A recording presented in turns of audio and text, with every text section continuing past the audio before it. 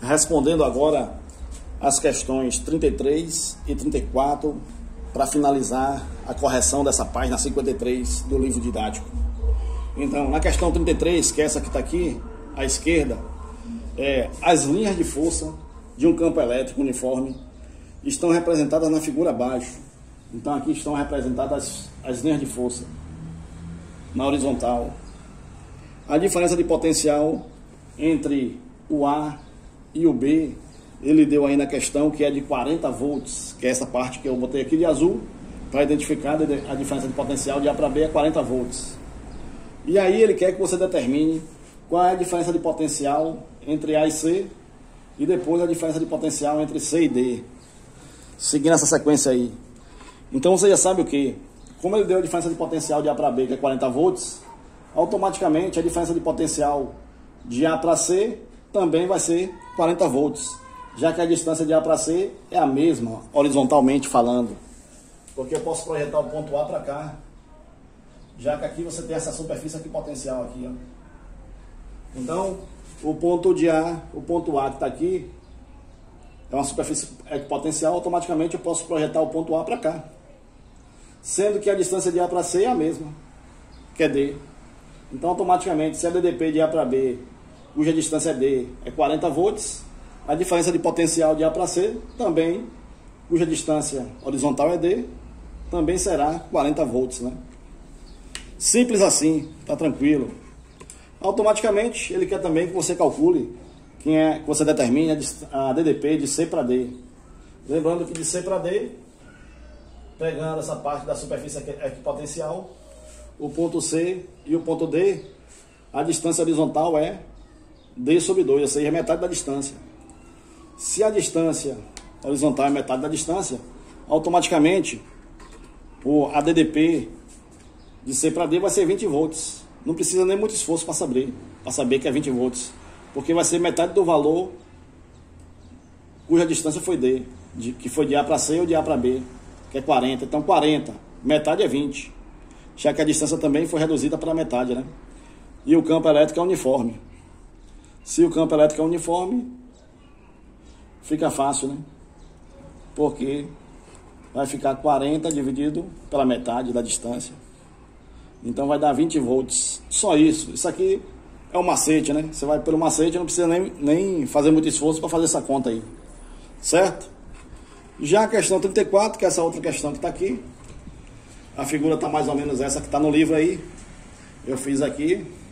Faz de conta que está parecida a figura. Essa questão aqui, 34. Certo? Vai dizer o seguinte. Caiu na Federal do Rio Grande do Sul. Na figura...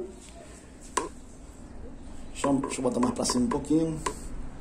Na figura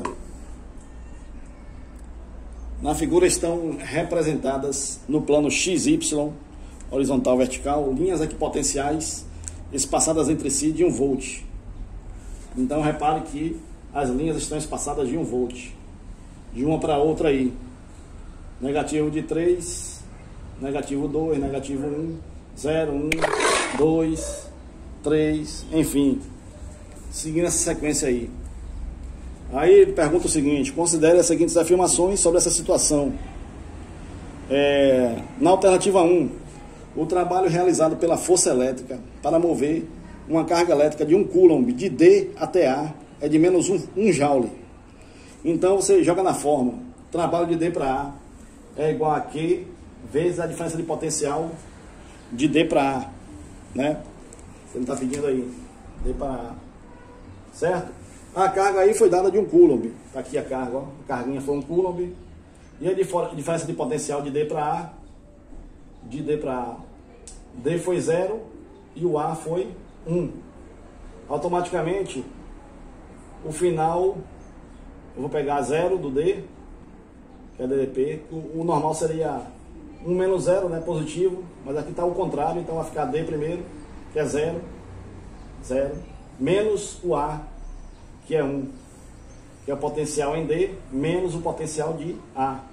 Então o potencial de D, VD, que é o potencial de D, foi 0, menos o potencial de A, que é 1. Então 0 menos 1 vai dar menos 1. Automaticamente, como a carguinha é positiva, 1 que multiplica menos 1, com o trabalho e a grandeza escalar, multiplicando mais por menos, vai dar menos 1 joule, certo? Lembrando que o trabalho e o potencial elétrico, a energia potencial elétrica, são grandezas escalares. Então, se for negativo, fica negativo, né? Pode ficar negativo, já que são grandezas escalares. Já o campo elétrico e a força elétrica nunca ficará negativo, porque é módulo. Então, automaticamente, a alternativa 1 é verdadeira. Agora, vamos para a alternativa 2. A alternativa 2 está dizendo o seguinte: o módulo do campo elétrico em C é maior do que o módulo do campo elétrico em B. Então, você já sabe, pela fórmula aqui, V é igual a campo vezes a distância, automaticamente campo vai ser o potencial dividido pela distância, certo? Lembrando que o campo elétrico é uma grandeza vetorial, então vai ficar sempre em módulo, certo? Então o campo aqui em módulo vai dar menos 1,5, que vai dar 1,5 positivo, o de C, e o de B é 1, né?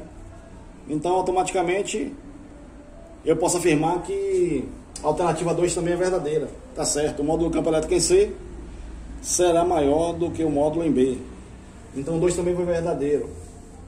Já a terceira, ele está dizendo que o módulo do campo elétrico em D é 0. Só que o módulo do campo elétrico em D não é 0. O potencial ali que é 0, que é nulo. Certo? E o potencial não é uma grandeza absoluta. Por isso, seu 0 é convencionado como referencial arbitrário e não como marco do campo nulo. Então, automaticamente, a alternativa 3 é falsa. Logo, respondendo a questão aí, ele está perguntando quais estão corretas. Estão corretas a alternativa 1 e a alternativa 2, que corresponde à letra C. Então você vai marcar lá a letra C. Só isso. É tranquilo? Certo, galera?